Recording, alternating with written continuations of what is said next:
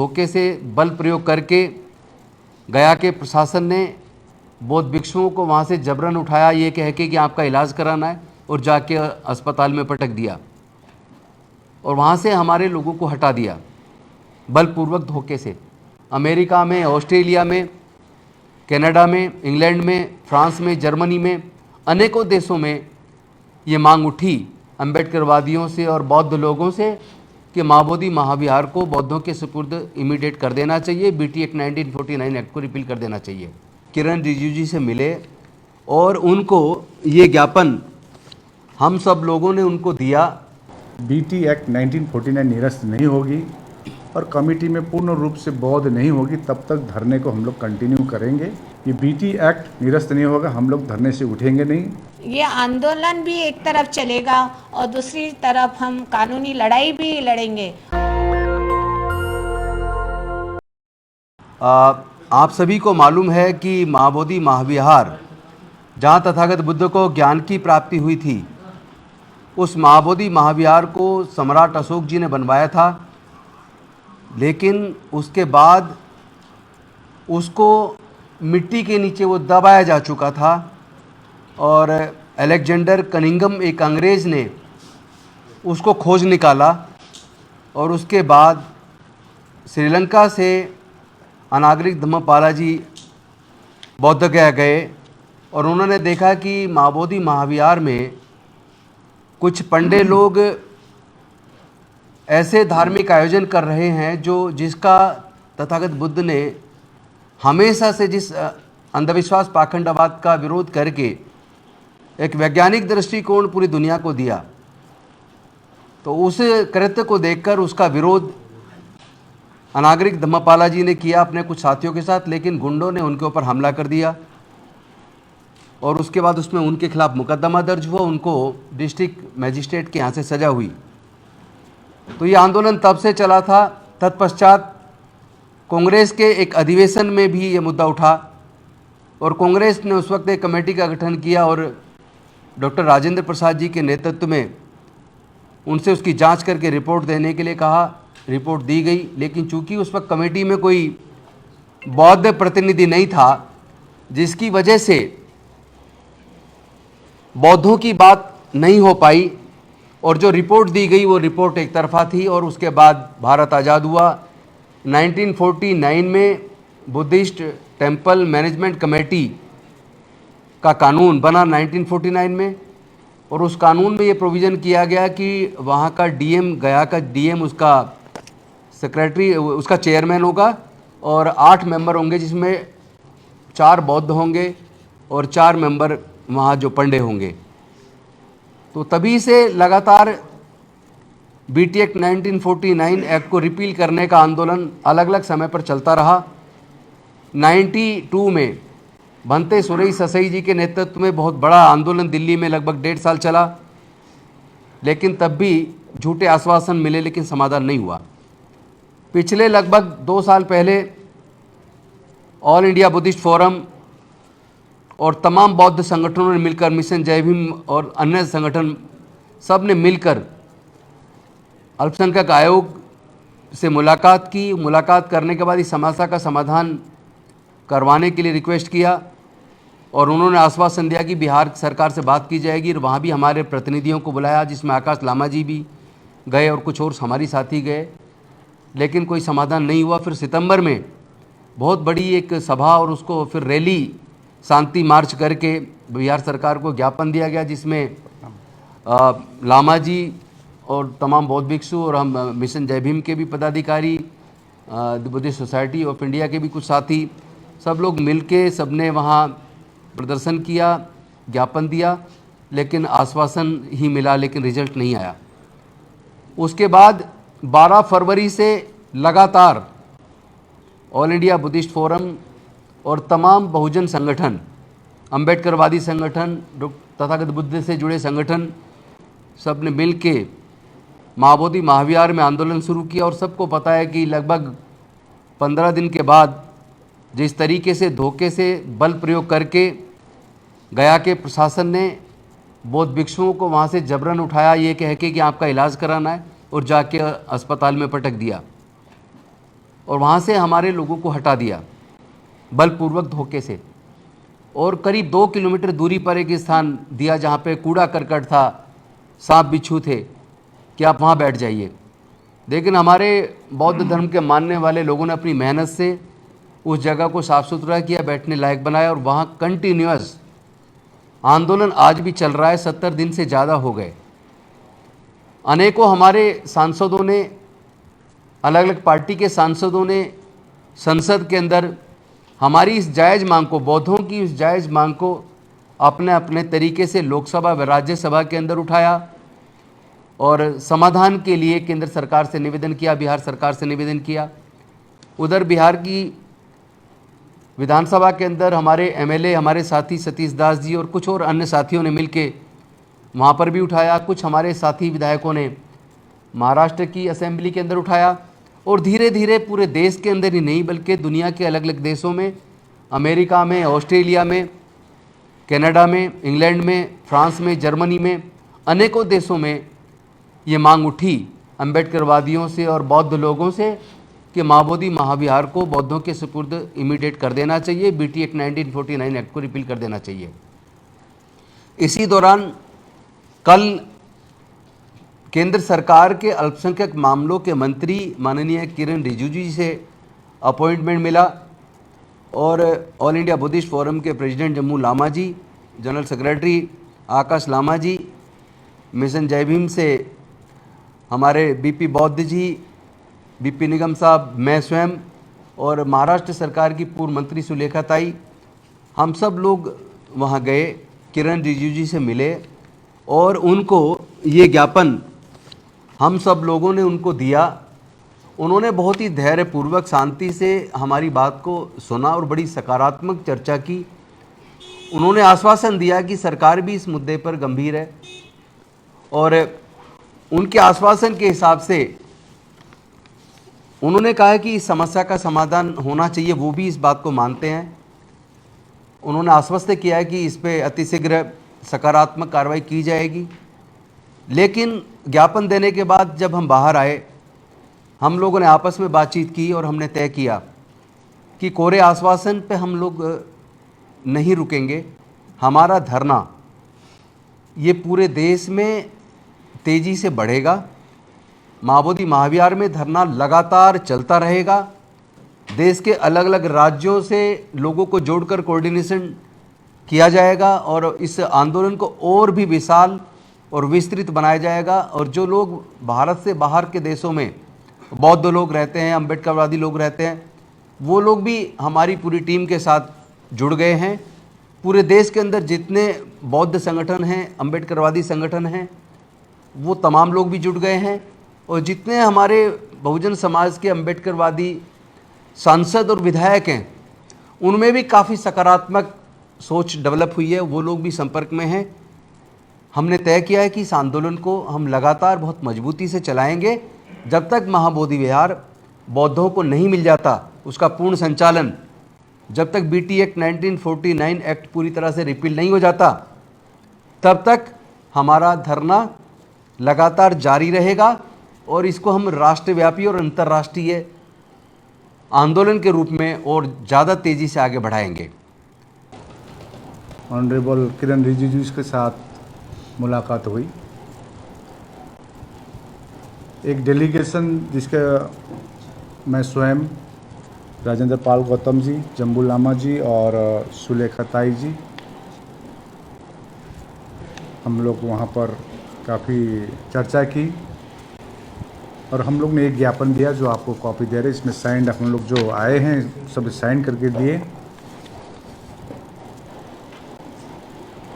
उन्होंने एक आश्वासन दी कि सचमुच ये बौद्धों का तीर्थ स्थल है। जिस प्रकार से मुसलमानों की मस्जिद मुसलमान के कमेटी रहते हैं, मस्जिद आपका चर्च क्रिश्चियनों के कमेटी रहते हैं, हिंदुओं के मंदिर में हिंदू ही रहते हैं, सिखों के गुरुद्वारा में सिख ही रहते हैं।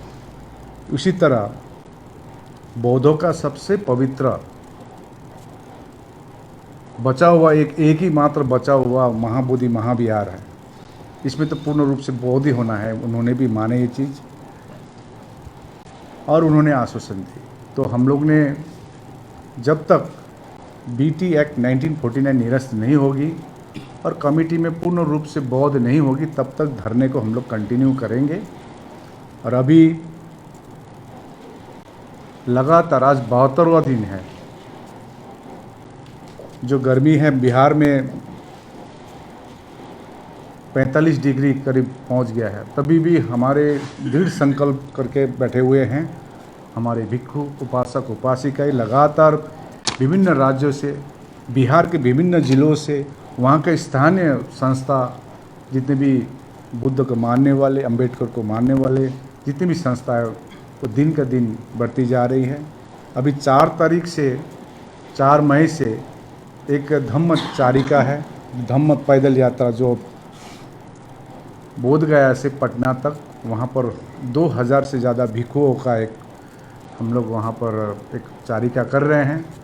और इस बार हम लोग ने आह्वान की है सभी को, जिस प्रकार से आप प्रत्येक वर्ष अपने अपने घरों में हो या अपने अपने बुद्ध विहारों में हो बुद्ध पूर्णिमा मनाते हैं, इस बार महाबोधि महाविहार मुक्ति के लिए महाबोधि में आप लोग पूजा के लिए यहाँ आइए। तो पूरे देश भर से ये एक सूचना आ रही है। मैं तो सुन रहा था महाराष्ट्र से ट्रेन भी आ रही है, पूरा फुल ट्रेन आ रही है। इस प्रकार से विभिन्न राज्य से, इवन कल मैं बात कर रहा था लद्दाख जहाँ -डिग्री है वहाँ से भी लोग आ रहे हैं। हम लोग ने जितने भी संवैधानिक प्रकार से जितने भी आंदोलन करना था, दो बड़ी रैली, जैसे राजेंद्र पाल गौतम जी ने कहा 17 सितंबर 2024 को, उससे पूर्व भी 26 नवंबर 2023 में भी रैली की गई। सतीश कुमार दास ने जो हमको वहाँ मिला, एक विधायक है बुद्धिस्ट विधायक, उन्होंने बात उठाई महाबोधि मुक्ति के लिए, उसका कुछ जवाब नहीं दे रहा था।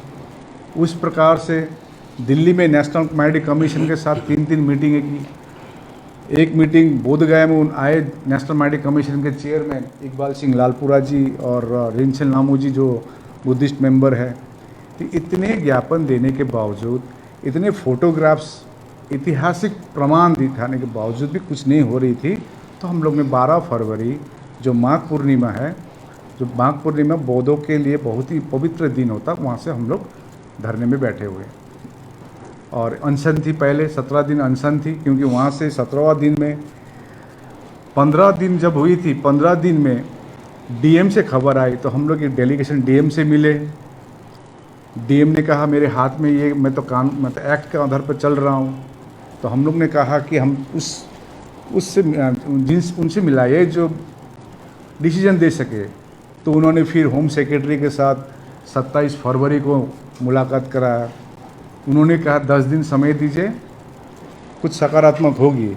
लेकिन उसी रात को 12 बजे हमारे भिक्षुने को पूरे वहाँ पर बल भी 25 करीब भिक्षुनी थी, उनके लिए 70-80 पुलिसकर्मी लगाकर उठाया, जबरन उठाकर मेडिकल कॉलेज में फेंक दिया गया। रात भर कोई व्यवस्था नहीं थी। तो हम लोग ने नए धरने स्थल पर अभी जब बैठे हैं 2 किलोमीटर दूर, अभी 72 दिन हो गया हम लोग बैठे हुए हैं, सरकार के आस लगाए हुए हैं। और ये क्योंकि हमारा डिमांड जो है, जब तक ये बीटी एक्ट निरस्त नहीं होगा हम लोग धरने से उठेंगे नहीं। तो इसीलिए इसी संदर्भ में कल मिनिस्टर ऑफ माइनॉरिटीज़ और मिनिस्टर ऑफ पार्लियामेंट्री अफेयर्स किरण रिजिजू जी के साथ एक अच्छी बात हुई है। धन्यवाद। हमने कल अल्पसंख्यक के मंत्री और सांसदीय मंत्री माननीय किरण रिजिजू जी से मुलाकात की और जैसे बताया गया है कि बहुत सकारात्मक बात हुई है।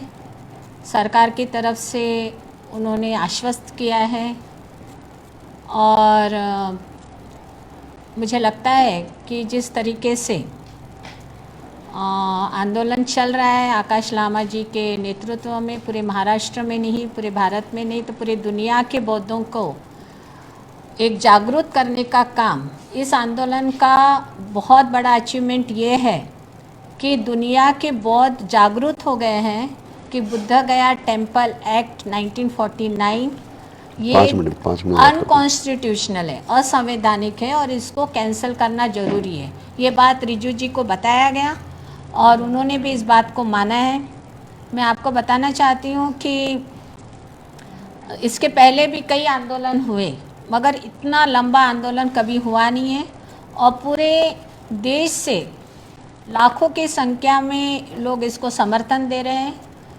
तो हमने सोचा कि जिस तरीके से एक प्रेशर ग्रुप बनाया जा रहा है आंदोलन के माध्यम से, धरना के माध्यम से, मोर्चे के माध्यम से, उस तरीके से हमें कानूनी लड़ाई भी लड़ना ज़रूरी है।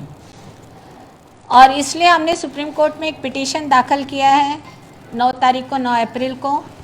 आप सब जानते हैं कि राम जन्मभूमि का जो डिसीजन आया है सुप्रीम कोर्ट से, तो भले ही राम जन्मभूमि का इशू लैंड से संदर्भित था, मगर वहाँ पर जो भूमिका सुप्रीम कोर्ट ने ली थी उसमें एक आस्था का भी एक प्रश्न आया था कि ये राम जन्मभूमि हिंदुओं का आस्था की जगह है। तो हम ये चाहते हैं ये पिटीशन के माध्यम से, और हमने 1.5 पेज का जो राम जन्मभूमि का जजमेंट है उसको भी वहाँ पर हमने पेश किया है कि जिस तरीके सुप्रीम कोर्ट ने राम जन्मभूमि जो हिंदुओं का तीर्थ स्थान है उसको फेवर में उन्होंने जो निर्णय दिया है, उसी तरीके से भारत के नहीं तो पूरी दुनिया का श्रद्धा स्थान महाबोधि महाविहार है, जहाँ पर तथागत गौतम बुद्ध को बोधि प्राप्त हुआ, वो बौद्धों को सौंप देना चाहिए। और हमारे पिटीशन में ये बात हमने रखी। और अब भी जो करंट इशू चल रहा है वक्फ बोर्ड का, जिसमें ये सुप्रीम कोर्ट के जज खुद सवाल कर रहे हैं कि कोई कमेटी पर जहाँ पर मुस्लिम ये वक्फ बोर्ड होता है वहाँ पर गैर मुस्लिम नहीं होना चाहिए। खुद सुप्रीम कोर्ट ने भी इस बारे में दखल लिया है। तो मुझे ऐसा लगता है कि हमारी लड़ाई काफ़ी हद तक अभी निर्णायक इस पर आ रही है, क्योंकि एक तरफ हम तो कानूनी लड़ाई लड़ेंगे और दूसरी तरफ हम आंदोलन की भूमिका से भी लोग सरकार पर प्रेशर डालेंगे। तो मुझे पूरा विश्वास है कि ये बहुत लंबा चलता हुआ हमारी जो मांग है, ये अनागारिक धर्मपाल जो थे श्रीलंका से आए थे उस जमाने से ये हमारी मांग है। और आप देखेंगे कि गौतम साहब भी जानते हैं और लामा साहब भी जानते हैं कि ये बहुत अनकॉन्स्टिट्यूशनल है। मैं नेशनल माइनॉरिटी के कमीशन मेंबर होने के नाते मैं आपको बताना चाहती हूँ, 2 नेशनल माइनॉरिटी कमीशन की रिपोर्ट है जहाँ पर बताया गया है कि ये अनकॉन्स्टिट्यूशनल है, असंवैधानिक है, जहाँ पर बौद्धों का पूरा वहाँ पर वर्चस्व होना चाहिए, वहाँ पर बौद्धों का वर्चस्व नहीं है। वहाँ कमेटी में गैर बौद्ध लोगों को रखा गया है। तो मुझे ऐसा लगता है कि एक तो ये एक्ट 1949 का है, बुद्ध गया टेम्पल एक्ट, तो जब हमने संविधान स्वीकारा 1950 में, तो उसमें ऑलरेडी आर्टिकल 13 में ये बोला गया है कॉन्स्टिट्यूशन का कि जो एक्ट 1950 के पहले होगा, 50 के पहले होगा, वो वैसे भी निरस्त समझा जाएगा। इसके बावजूद भी ये एक्ट जमाने से कई सालों से चल रहा है और इसलिए सुप्रीम कोर्ट में जाना फंडामेंटल राइट है, हर एक को अपना अधिकार है। परम पूज्य डॉक्टर बाबा साहब आम्बेडकर ने जो संविधान दिया, 75 साल पूरा देश मना रहा है संविधान का, और जब संविधान में जो लिखा है उसकी मांग अगर हम कर रहे हैं तो ये बहुत जस्टिफाइड है। और मुझे पूरा विश्वास है कि जो आंदोलन यहाँ पर चल रहा है, ये आंदोलन भी एक तरफ चलेगा और दूसरी तरफ हम कानूनी लड़ाई भी लड़ेंगे। और पूरा भरोसा है 200% कि ये सुप्रीम कोर्ट का निर्णय और आंदोलन ये सफल होगा और ये महामुक्ति का जो हमारा महाबोधि विहार है ये बौद्धों को सौंपा जाएगा। धन्यवाद। जय भीम। दस्तक की आपसे गुजारिश है कि अगर इसको बचाना चाहते हैं तो नेशनल दस्तक को सब्सक्राइब करने के लिए रेड कलर के सब्सक्राइब बटन को दबाएं, फिर बेल आइकन की घंटी दबाएं। नेशनल दस्तक को बचाने के लिए बहुत जरूरी है कि हर खबर को शेयर करें, लाइक करें, कमेंट जरूर करें।